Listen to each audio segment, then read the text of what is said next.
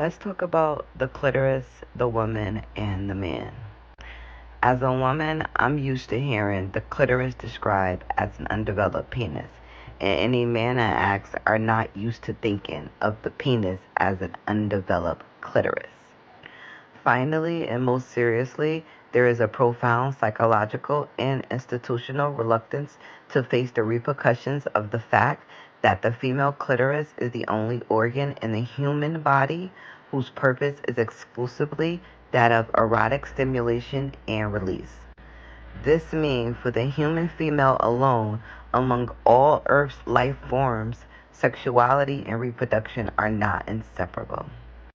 It is the male penis carrier of both semen and sexual response that is simultaneously procreate and erotic. By the way, it is a palm color belief that the man is physically the sexual aggressor. This has contributed to our distortion in the women's health, which is a whole nother lecture. Because the penis is passive, it lacks muscle activity, and the vagina is active because it is a muscle. However, if we wanted to reduce one of the sexes to a purely reproductive function on the basis of its anatomy, which we don't, it would be the male sex that qualifies for such a reduction, not the female, not the human female. But these are only biological facts. These are only biological realities.